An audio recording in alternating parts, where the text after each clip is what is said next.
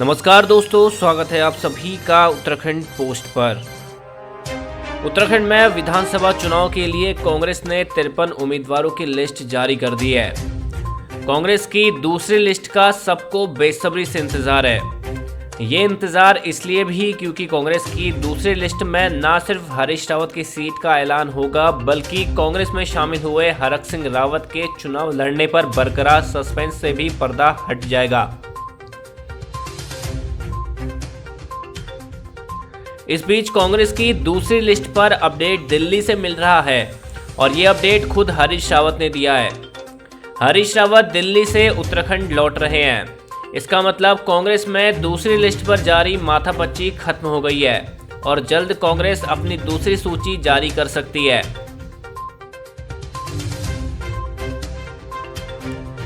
हरदा ने इस बारे में लिखा, एक आवश्यक कर्तव्य की पूर्ति के लिए कुछ दिन दिल्ली में रहने के बाद अब उत्तराखंड के लिए प्रस्थान कर रहा हूं। मन बहुत आह्लादित है। चुनाव की प्रक्रिया अब चरम की ओर बढ़ने के लिए तैयार है। 28 जनवरी नामांकन की अंतिम तिथि के बाद हमें सब कुछ चुनाव प्रचार में झोंकना पड़ेगा। हरदा ने आगे कहा, इस उद्देश्यपूर्ण यात्रा के मौके पर चुपके चुपके से मेरे कानों में बहुत ही भावपूर्ण तरीके से कह रहा है कि हरीश रावत, कर्मभूमि उत्तराखंड और उत्तराखंडियत तुम्हारी प्रतीक्षा कर रहे हैं। इस चुनाव में यदि कांग्रेस का बहुत कुछ दांव पर है और मेरा भी बहुत कुछ दांव पर है, तो उत्तराखंड और उत्तराखंडियत का भी बहुत कुछ दांव पर है। हरीश रावत ने आगे कहा, उत्तराखंड की अर्थव्यवस्था और अनेकानेक विभागों की आंतरिक व्यवस्थाएं, विशेष तौर पर शिक्षा और स्वास्थ्य का ढांचा पूरी तरीके से चरमरा गया है। उत्तराखंडियत इस सरकार के लिए जो आज है एक अपरिचित शब्द है। राज्य आंदोलन की भावनाएं, जिन भावनाओं को दूर गांव में रह रहा व्यक्ति याद करने और उन्हें गुनगुनाने का प्रयास कर रहा है, उनके कानों में हर समय सहस्त्र घंटों का उद्घोष आज दो, अभी दो, उत्तराखंड राज्य दो गूंज रहा है। उसको लक्ष्यगत उच्चारित नारे उसके मन में गुदगुदा रहे हैं। मगर इन 5 सालों के अंतराल ने उसकी प्रतीक्षा को कि वो भी विकास में सक्रिय साझेदार बन सकेगा, एक सम्मानपूर्ण जिंदगी का हकदार बन सकेगा, उसकी प्रतीक्षा कुछ लंबी होती जा रही है। हरेला, चैतौला, उत्तरायणी, फूलदेई केवल उस तक सीमित रहती जान पड़ रही है। उसकी अपनी बनाई हुई सरकार इन सरोकारों को भूल रही है। झुमेलो और झोड़ा अब उसे सरकार की प्राथमिकता में नजर नहीं आ रहे हैं। वो प्रतीक्षारत है और उन मधुर गीतों और कंठ स्वरों को सुनने के लिए, मगर अब सरकार का ध्यान उस तरफ नहीं है। उसके अपने पकवान, परंपरागत अन्न, वस्त्र और आभूषण केवल कुछ लोगों की चर्चाओं में है। लगता है सरकार जानबूझकर उनको विस्मृत कर देना चाहती है।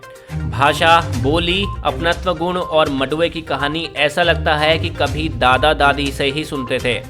आज की सरकार की प्राथमिकताओं में ये शब्द हट गए हैं। उनकी प्राथमिकताओं में गांव, गाड़ गधेरे, डांडे कांडे सब दूर हो गए हैं, जिन्होंने उत्तराखंड और उत्तराखंडियत के कंठ स्वरों को गुंजयमान किया और उनकी समझ में यह आ नहीं पा रहा है कि ये क्या हो रहा है। पूर्व सीएम ने आगे कहा, कोई मुझसे कह रहा है कि हरीश रावत, तुमने 14 साल बाद जिन प्राथमिकताओं को निर्धारित किया था, लड़ते संघर्ष करते उत्तराखंडियत की जिन लकीरों को खींचा था, वो लकीरें पुकार पुकार के कह रही हैं कि क्या आगे भी उकेरी जाएंगी, ये और गहरी होंगी, क्या उत्तराखंडियत का झंडा और ऊंचाई पर फहराएगा। चुनौती आज सत्ता की नहीं है, वो कांग्रेस की चुनौती है, वो हरीश रावत की चुनौती है, मगर उत्तराखंड के लोगों की चुनौती उत्तराखंडियत और अपनी परंपराओं और संस्कारों, अपनी संस्कृति, अपने राज्य आंदोलन की मूल भावनाओं की रक्षा करना है। वो इस घने होते कोहरे में इस चुनाव को एक आशा के तौर पर देख रहे हैं और मैं उन सभी आशावान लोगों से कहना चाहता हूं कि एक राजनीतिक व्यक्ति के तौर पर यह सत्यता है कि हम सरकार बनाने की लड़ाई भी लड़ रहे हैं, मगर मैं उतनी ही शिद्दत से उत्तराखंड, उत्तराखंडियत और राज्य आंदोलन की मूल भावनाओं को फिर राज्य की प्राथमिकताओं में लाने की लड़ाई भी लड़ रहा हूं।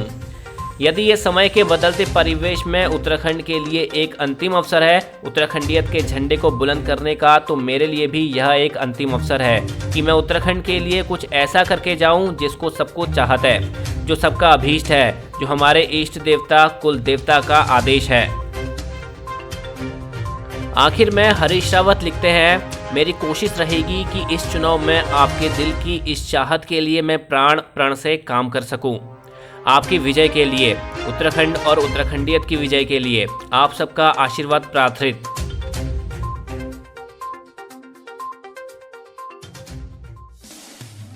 उत्तराखंड से जुड़ी तमाम खबरें पाने के लिए आज ही सब्सक्राइब करें हमारा YouTube चैनल और बेल आइकन को जरूर प्रेस करें। वीडियो को लाइक करें और शेयर जरूर करें।